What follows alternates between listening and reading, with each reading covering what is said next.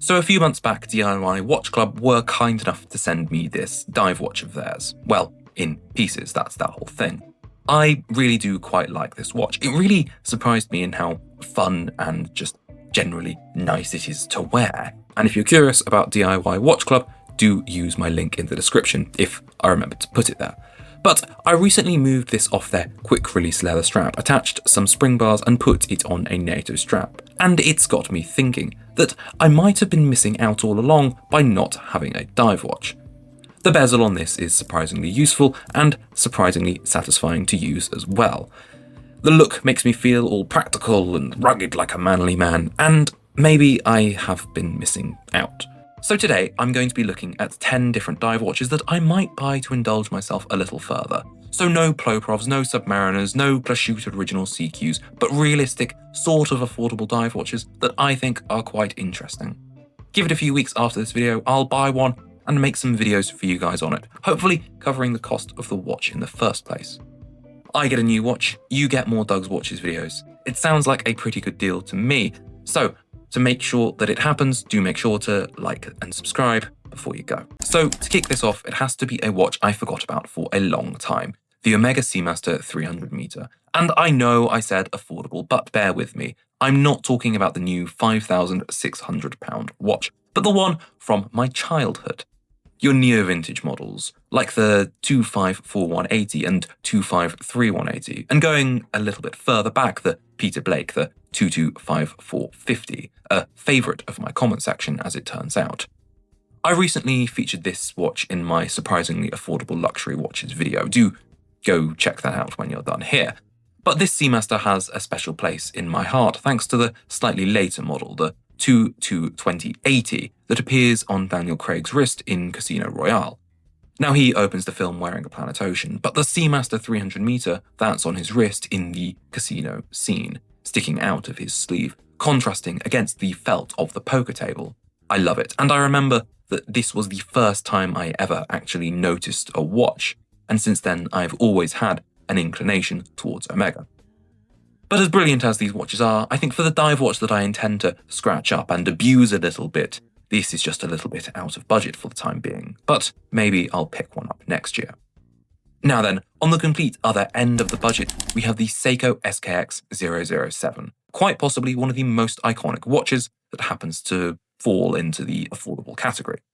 These days, an example of one of these will run you about £200, and as far as affordable watches go, that's quite possibly excellent value.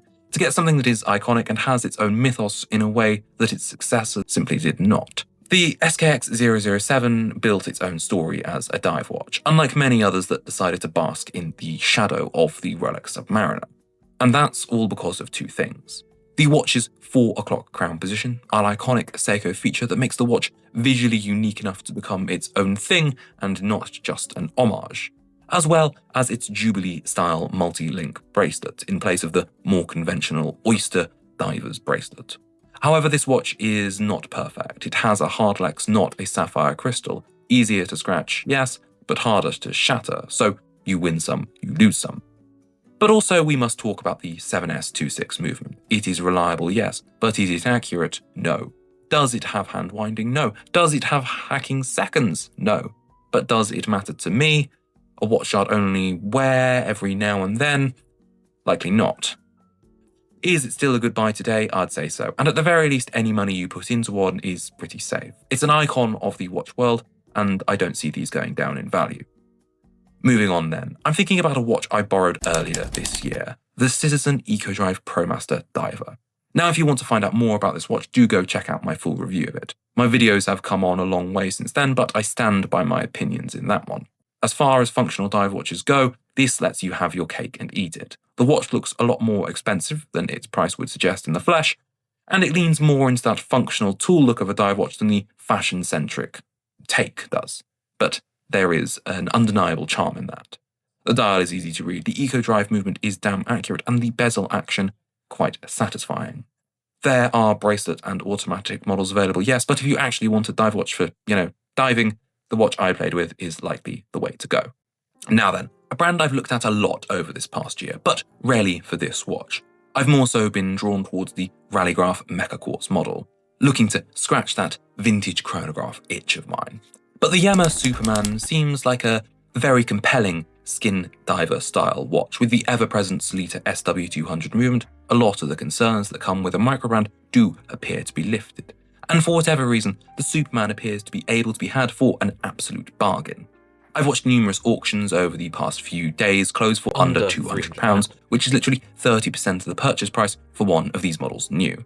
That is quite frankly insane. But then I'd argue it's the same for many smaller and not so expensive brands. There just isn't enough demand to support high residual values. However, there isn't much that's special to this watch. There's the rather unique bezel lock system and engineering innovation potentially too far. After all, that problem was basically solved with the good old-fashioned unidirectional rotating bezel, but it is interesting to see. The rest though, it's just a vintage skin diver through and through, and maybe at £300 in an eBay auction, that's worth a try. Now sticking again with the skin diver style, we have the Oris Divers 65. This is a long-time interest of mine, and I suspect I'll own one of these someday soon. The brand Oris is quite a significant one for me. Back in my watch dealing days, these were often my bread and butter, along with Seiko, Omega, and Tag. So I'll own a serious one of theirs one day. I feel obligated to. I hesitate to say they fundamentally changed my life, but they did help. But a little like the Yema, this is just more skin diver action. And if you want to hear more of my thoughts about it, do check out my surprisingly affordable luxury watches video. This one also appears in that. But if not, it's your Seiko-powered 200-meter water-resistant, vintage-styled skin diver with some very nice dials and bezel options on offer, and potentially the best vibe a skin diver can give. Now then, the last skin diver of the day, I promise, but this one is very different. Now it is, again, from a French brand, Walbrook, a vintage name that has been reborn recently. However, it is in fact their sister brand that interests me today, which for all intents and purposes is basically the same. But this one is called Douglas, the Douglas Skin Diver 2 professional diving watch. I'm sorry, but this is a watch basically made for me. It literally has my name on it. And get this, it's left-hand drive, which in case you hadn't clocked, I'm left-handed. All the best people are. And I feel like at some point I have to buy this. Not just because it has my name on the dial, but also because the specs are pretty good as well. 200-meter water resistance, Miyota movement, super luminova everywhere, and a rather tempting price of £484 plus taxes. More than many of their other watches, but likely because of the left-hand drive thing adding some complication to the build and design process. However, given that it literally has my name on it, I reckon it might be worth it. Next up then, the Seiko Prospex Turtle SRPE93K1. This is your entry-level Seiko Prospex at £379, perhaps the true modern successor to the SKX007. It packs the recognisable cushion case of a Willardin with that iconic 4 o'clock crown position, and a sapphire crystal alongside a 200-meter water resistance. As far as budget-esque dive watches go, it ticks a lot of boxes. The only thing not to love though, the rubber strap. But let's be real, I'd be putting this on a NATO, so what does it matter? It's a cool and affordable-ish watch, sure, but I dare say it's a little boring and maybe a bit obvious. Now moving into something a bit more modern, yet still with vintage inspiration, we have the Laurier Neptune.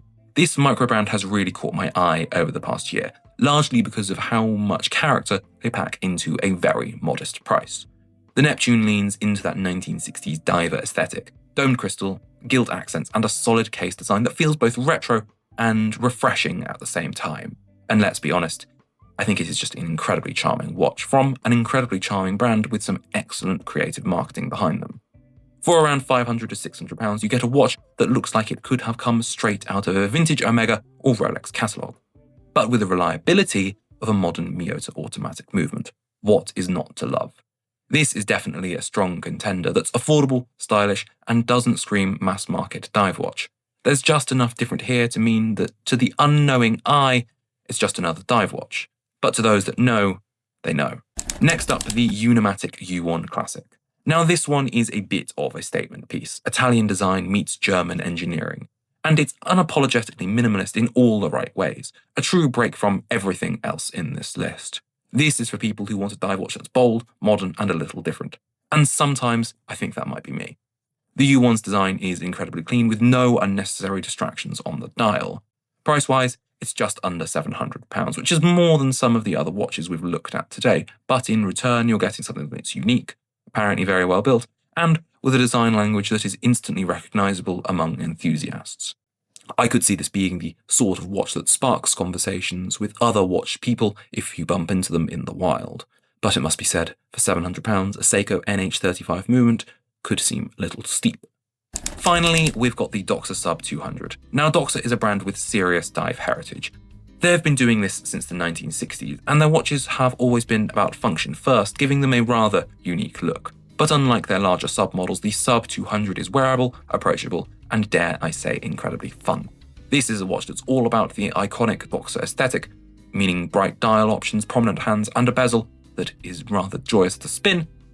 And yes, it has 200 meters water resistance, making it a proper dive watch despite its vintage-inspired vibe.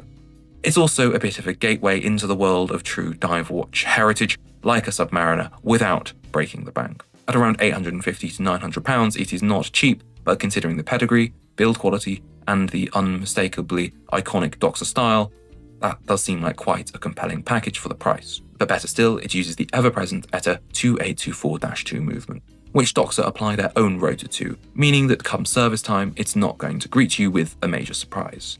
So those are my 10 dive watches that might find their way onto the channel soon. Let me know what you'd get below, and maybe it'll be one of those instead.